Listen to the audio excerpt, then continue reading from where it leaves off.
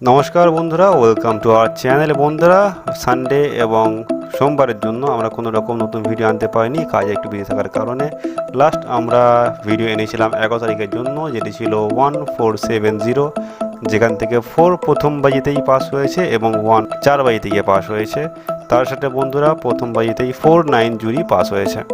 বন্ধুরা, আমাদের শেয়ার করা কি নাম্বার মাসে 30 দিনের মধ্যে কম করে 26 দিন পাস থাকে। যদি আপনাদের ভালো লাগে তবেই আপনারা ফলো করতে পারেন।